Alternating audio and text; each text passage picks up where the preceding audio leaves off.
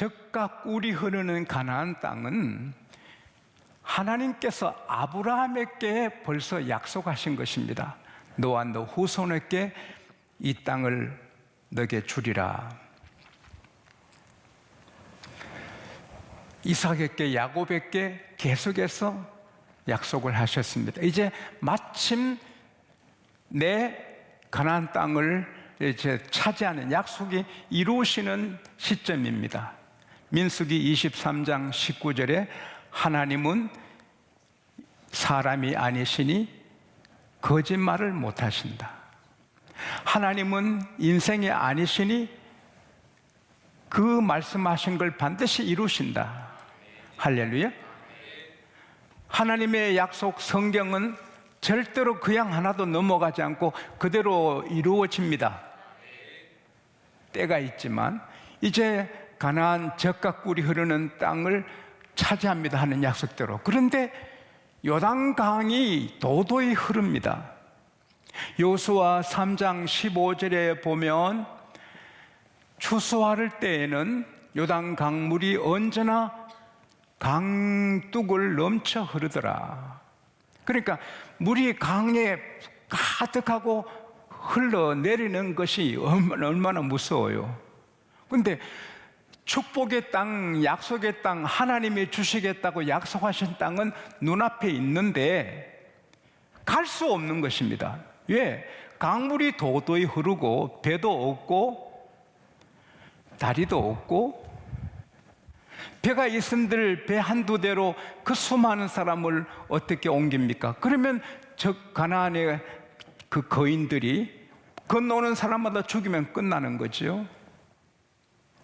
여호수아에게도 이스라엘 백성에게도 그 누구에게도 축복의 땅은 눈앞에 있지만 그걸 차지할 길이 없고 요단강을 건널 길이 없습니다.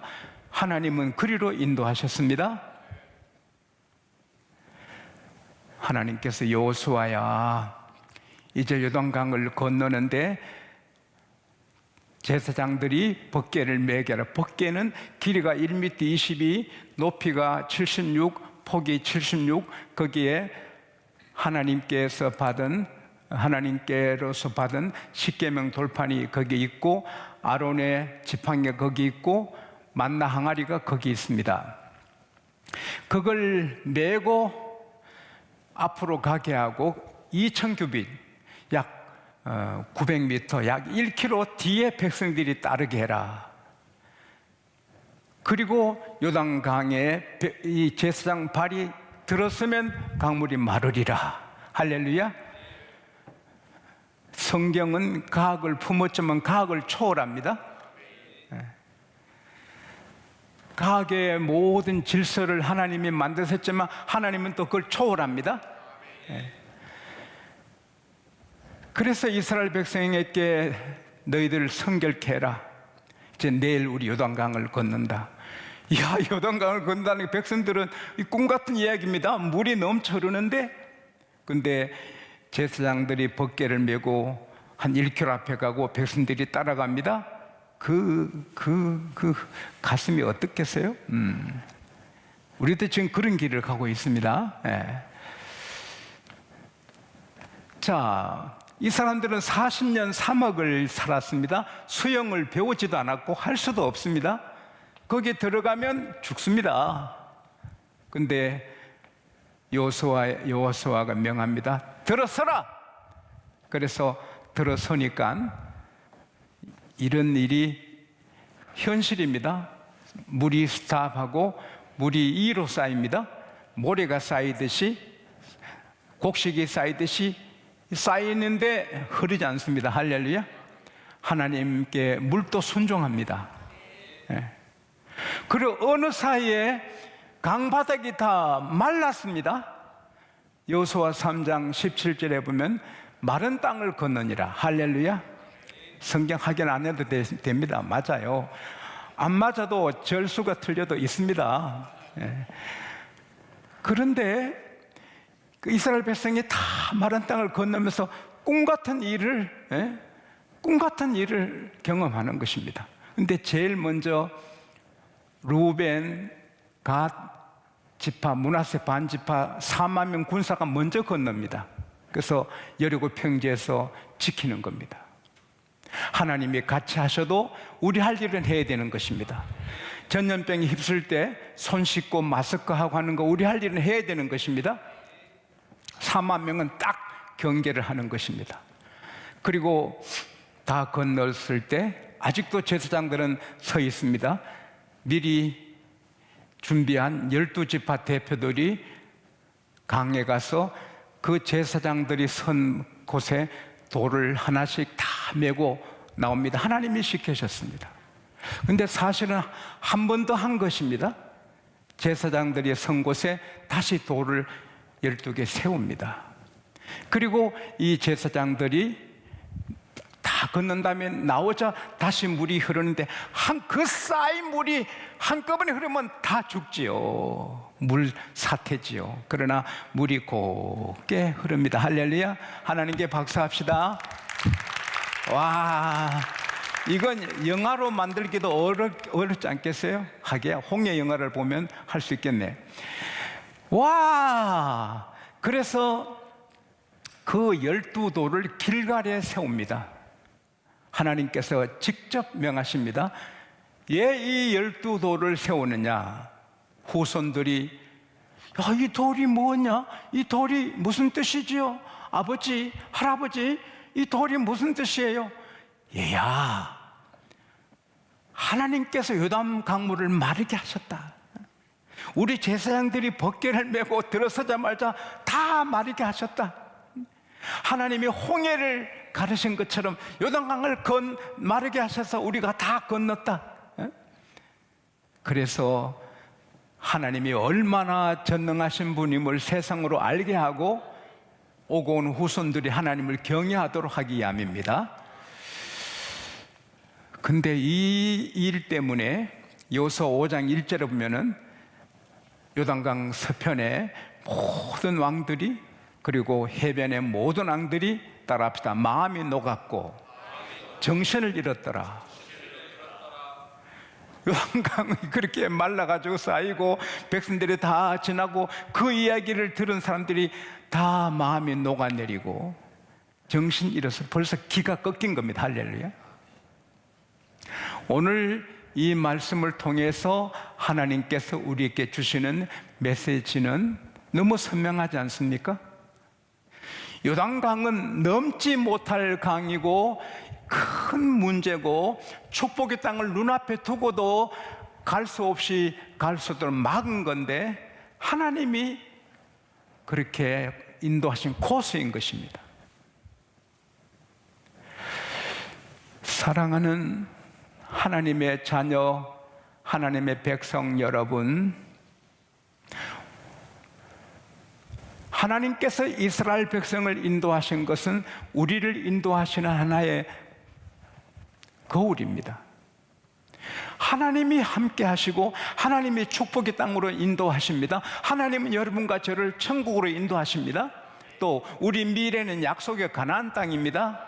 그런데 요단강이 있는 것입니다. 내 힘으로 건널 수도 없고 아이디도 없고 아무것도 할 수 없는 속수무책의 장애물이 있는 것입니다. 그래서 믿음이 없는 사람은 장애물 보면 걱정하고 두려워하고 어찌할꼬 낙심하고 절망하지만 우리는 장애물이 나타나면 더 하나님을 바라보는 것입니다. 왜 하나님이 요단강을 내게 주셨지? 왜 하나님이 내 집에 이런 어려움을 주시지? 왜 하나님이 내게 이렇게 어려움을 주고 경제적인 어려움을 주시고 질병을 주시고 이런 낭패를 당하고 모욕을 당하고 이렇게 남들에게 오해받게 하고 나를 추락시키실까? 그러면은 다 이길 수가 있는 것입니다. 사람들은 불안해하고 미래를 다 두려워하고 특별히 문제 앞에 있으면 다 두려워합니다. 심리학자들의 공통된 의견은 사람을 두렵게 하는 것이 75가지랍니다. 인생 살면서 불안하게 하고 걱정, 두려워하게 하는 75가지라고 합니다. 여러분이 잘 아시는 성공 이론가 나폴레옹 힐은 말했습니다. 두려움은 인간의 행복, 기쁨, 의지, 의욕, 꿈을 다 파괴하는 파괴력이 있다.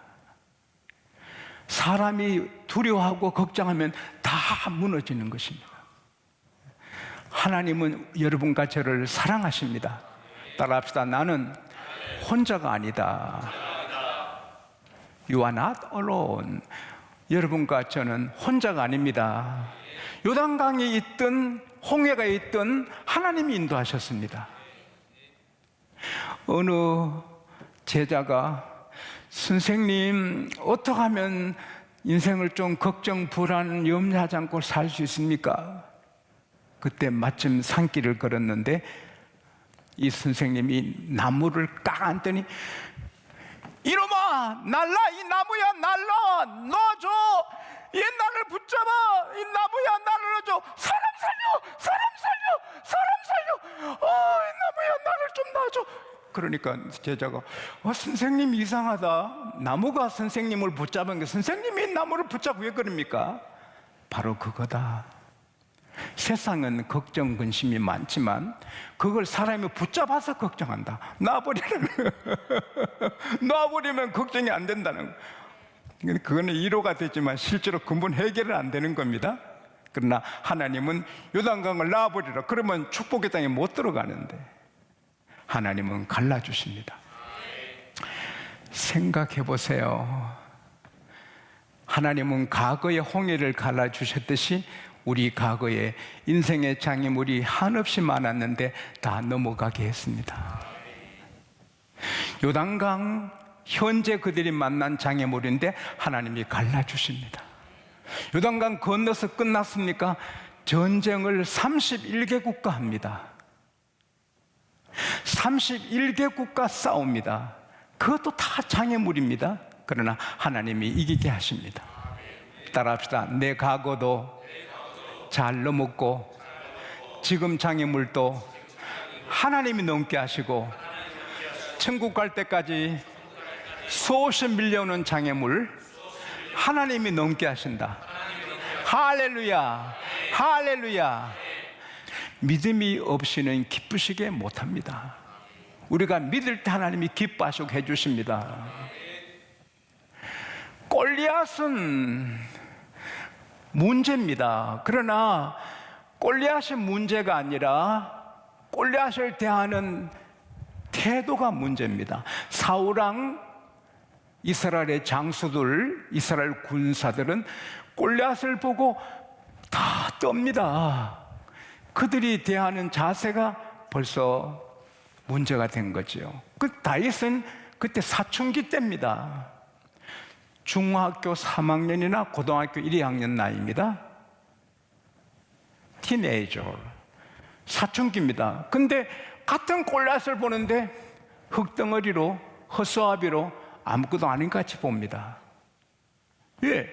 하나님을 같이 계신 하나님을 생각하니 아무것도 아닙니다. 할렐루야.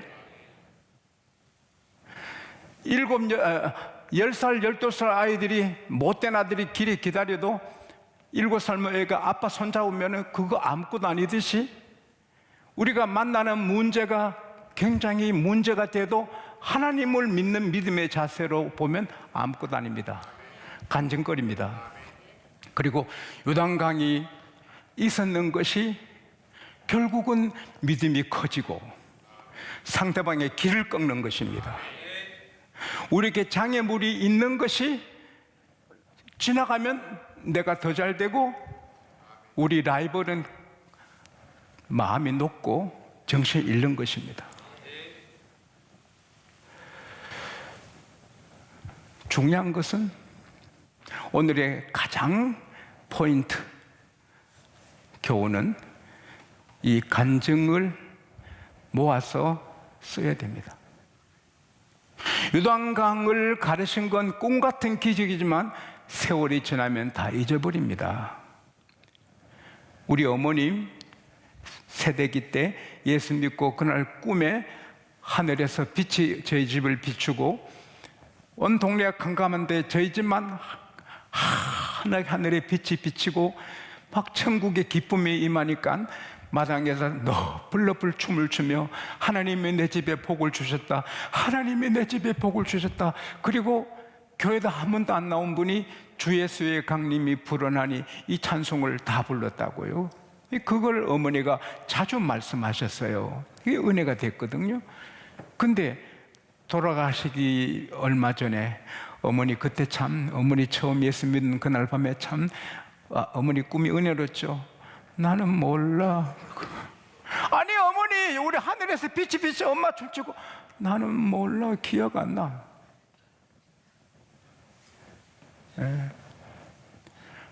사람의 기억력은 바보의 메모보다 못한 거예요. 다 잊어버립니다. 시편 103편 2절에 너 모든 하나님의 은택을 따라합시다, 잊지 말지어다. 근데 사람은 잊어요. 그래서 기록해야 돼요. 기록해 남아요. 간증집을 만들어야 돼요.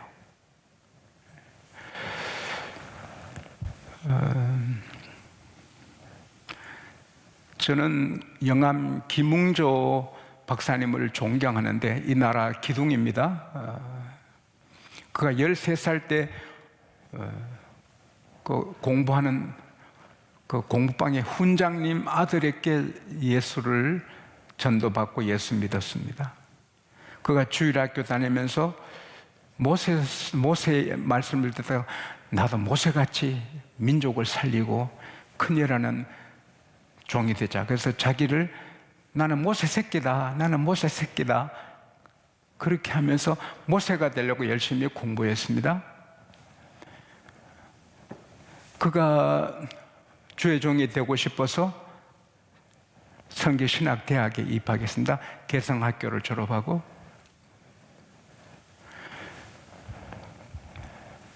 학생들과 일본 여행을 갔다가 신비로운 환상을 보고 성령의 불세례를 받습니다. 그는 열심히 삽니다. 열심히 공부합니다. 모세가 되고 싶어.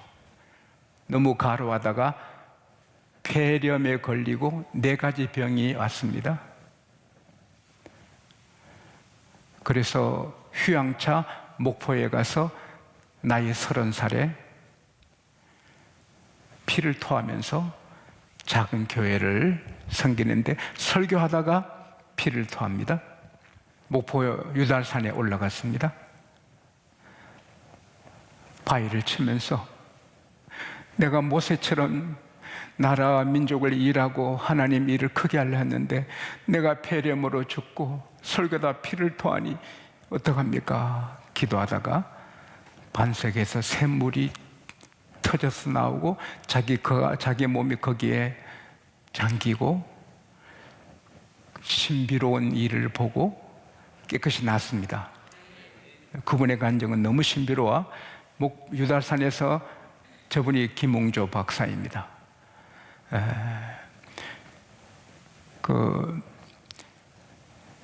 내려올 때는 마치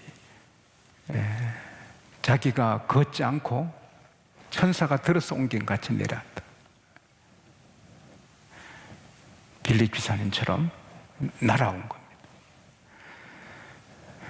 그때부터 그는 더 힘을 얻어서 성결신학대학의 초대 교장이 돼서 18년간 계속합니다. 책을 40권 씁니다. 물론 3.1 운동 때 같이 가담해서 4년 구형을 받고 1년 6개월 옥살이도 합니다. 그러나 복음을 전하고 전국에 부흥회를 하고 교수일을 하고 책을 40권 쓰고 전국 교회를 일으키고 위대한 일을 했습니다. 그래서 국가에서도 대한민국 유공자가 되기도 하시고 큰 상도 많이 받고. 근데 그렇게 몸으로 피토하고 하신 분이 96세까지 사셨습니다. 지금 96세하고 다릅니다. 그때 그렇게 피를 토하고 해도 하나님 하시면 하는 겁니다.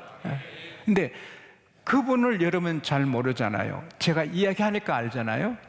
저도 그분에게 그분의 책을 읽어서 아는 거죠. 그분의 간증집을 읽어서 내가 아는 거죠. 에베소서 1장 10절 11절에 보면 따라합시다. 우리는 하나님의 기업이다. 하나님께 이익을 드려야 됩니다.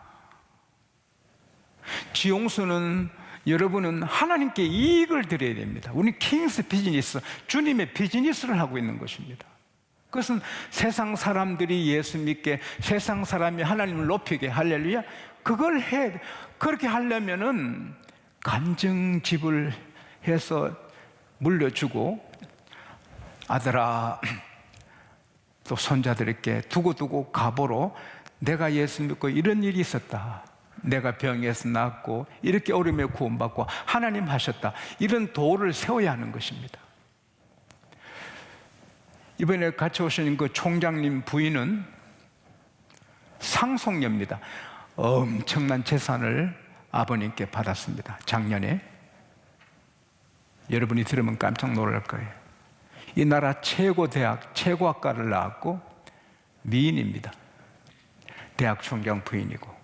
근데 교회에서 너무 충성합니다. 꽃꽂이도 그렇게 하고 뭐 얼마나 교회밖에 모를 정도로 합니다. 근데 이번에 저한테 간증하더라고요.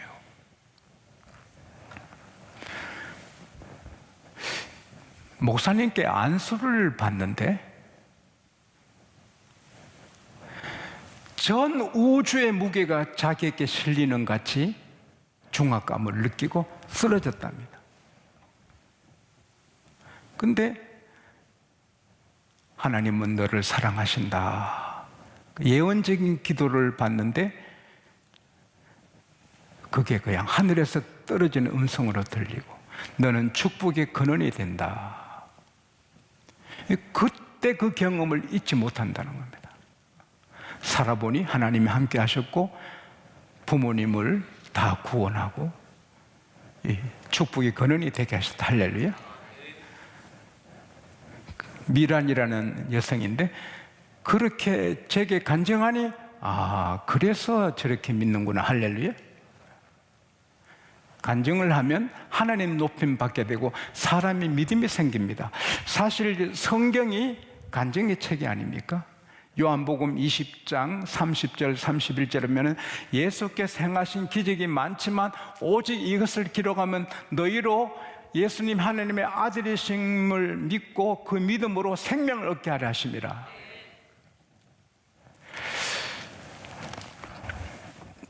아주 큰 간증이 있는데 너무 오래 하는 것 같아서 이걸 미뤄야 되겠습니다.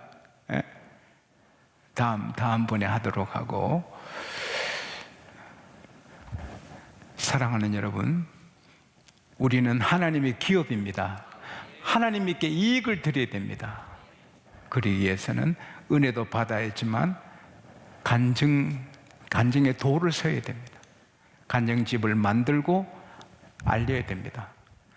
지금 또 나병에서 깨끗하게 받는 분들이 더러더러 나오시는데 간증을 안 한답니다. 자기 과거에 나병인 거 자기 체면 때문에 안 한답니다. 그건 하나님의 기업이 아니죠.